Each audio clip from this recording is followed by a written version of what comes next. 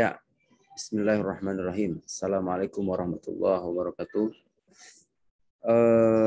Baik teman-teman, kali ini saya mau menjawab pertanyaan yang juga sempat diajukan kepada saya beberapa bulan yang lalu. Ada salah seorang penanya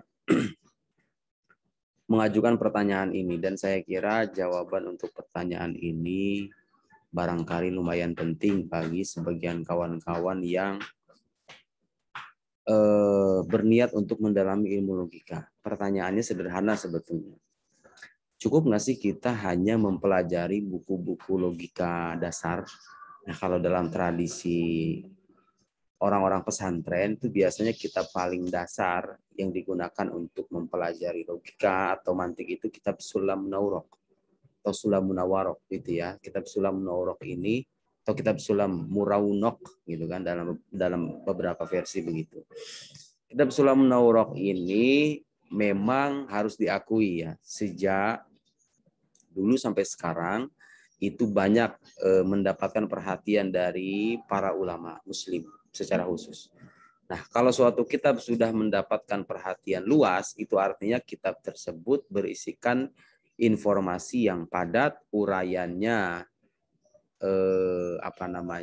uraiannya bagus gitu ya, isinya padat dan cocok untuk dijadikan bahan untuk para pemula. Jadi itu intinya itu kitab yang bukan recommended lagi, tapi itu kitab yang memang muktabar, layak dijadikan pegangan gitu ya. Kalau sudah mendapatkan perhatian luas di kalangan para ulama. Nah, pertanyaannya cukup nggak hanya belajar kitab Sulam Munawwarah aja? Nah, jawaban saya bisa iya, bisa enggak. Kalau Anda hanya sebatas ingin mempelajari dasar-dasar, ya, asasiat, dasar-dasar pokok, ya memang Sulam Munawwarah itu cukup. Karena dia hampir mengcover semua pembahasan inti, saya tidak katakan semua, sebagian besar pembahasan inti dalam ilmu logika. Tapi ya, kalau Anda ingin mendalami secara serius khazanah ilmu logika dengan segala kenikmatan dan keindahan, kedalaman, ide-ide yang tertuang, apa yang tersimpan di baliknya gitu ya, memang nggak cukup. Harus beralih kepada kitab-kitab yang lain gitu ya, mau tidak mau. Ya sama, pertanyaan itu sama halnya kalau sekarang kita ajukan, cukup nggak belajar misalnya ilmu nahwu dengan mempelajari kitab jurumiyah aja? Ya tergantung, kalau Anda hanya ingin mengetahui dasar-dasar saja, tahu bagaimana menasobkan kalimat, memarfukan kalimat gitu ya, membedakan mana yang dibaca U, dibaca A, dibaca I, dibaca rofa, nasob, jazm, khofat, dan lain-lain gitu ya, yang berkaitan dengan pembahasan-pembahasan dasar, jurumiyah itu memang cukup gitu kan. Dan karena itu juga kitab jurumiyah itu termasuk kitab yang banyak mendapatkan perhatian di kalangan para ulama. Karena para ulama melihat kitab itu berisikan pembahasan yang padat dan dia mengcover banyak hal yang diperlukan oleh para pelajar ilmu nahwu gitu. Makanya disyarah ya kan, syarahnya banyak sekali kitab jurumiyah. Kalau hanya ingin mengetahui dasar-dasar ya cukup. Tapi kan kalau Anda ingin benar-benar mahir meresapi kedalaman ilmu nahwu gitu ya, meresapi kedalaman ilmu nahwu, apalagi kalau Anda ingin menjadi pakar dalam bidang ilmu nahwu, ya jelas itu tidak cukup. Karena jurumiyah itu hanya tangga pertama saja. Sama, kitab Sulam Munawwarah itu ibarat tangga pertama yang harus Anda lalui sebelum Anda meniti tangga-tangga yang lain.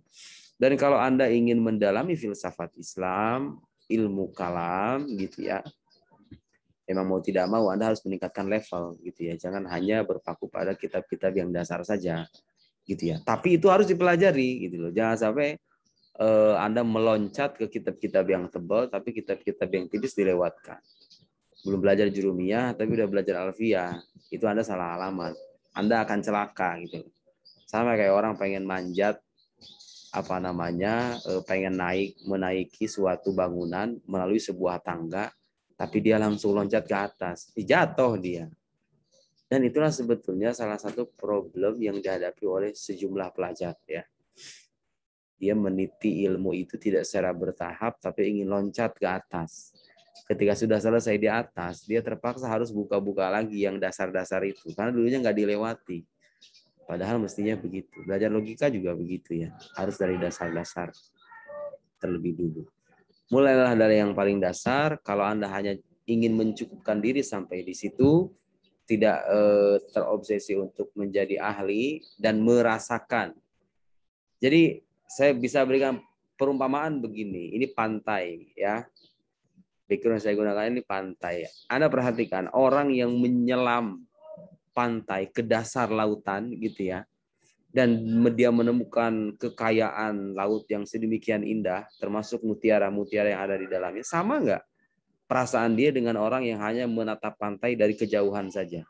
Saya misalnya berdiri di samping kelapa ini, saya berdiri dan menatap lautan yang sedemikian indah ini. Sama nggak perasaan saya? Meskipun kita sama-sama menyaksikan laut, gitu. Sama-sama menyaksikan laut. Tapi perasaan saya sama nggak? Yang berdiri di depan kelapa gitu ya, menatap pemandangan yang sedemikian indah, dan saya terkagum-kagum dengan itu, dengan orang yang langsung terjun ke dasar lautan, dia menyaksikan keindahan alam di sana yang tidak saya tatap sebagai orang yang hanya nangkring di hadapan pohon kelapa aja gitu. Itu jelas berbeda. Begitu juga dengan orang yang mendalami ilmu apapun sebetulnya.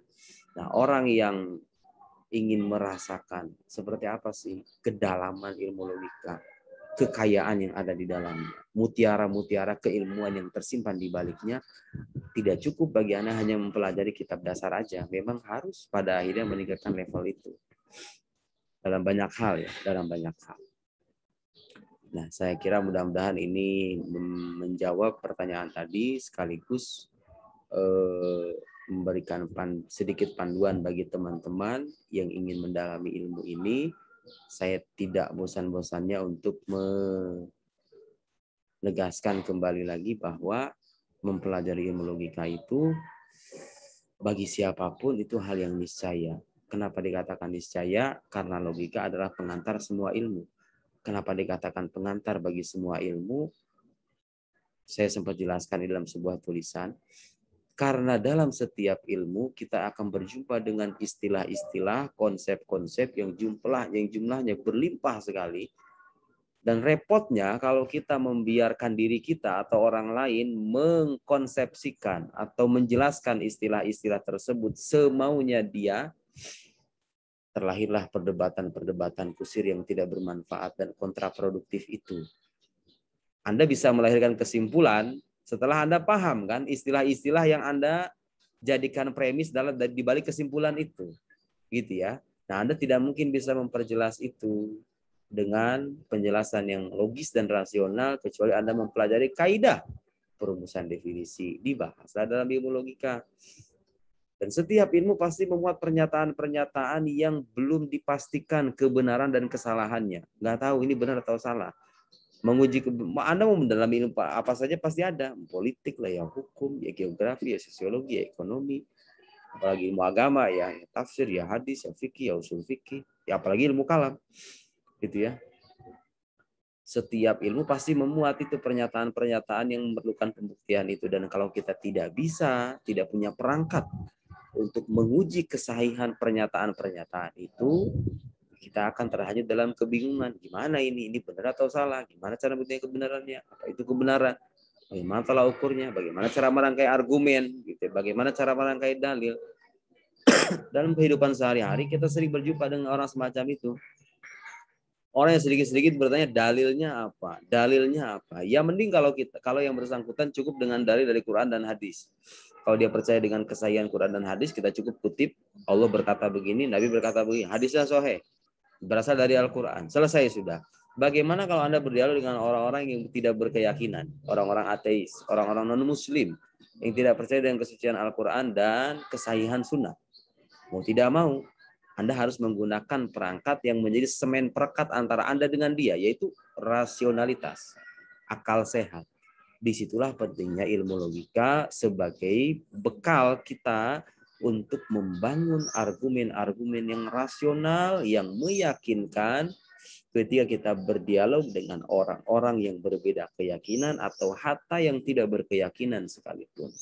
Demikian, semoga bermanfaat sharing kali ini. Mudah-mudahan kita bisa melanjutkannya di pertemuan yang lain. Wassalamualaikum warahmatullahi wabarakatuh.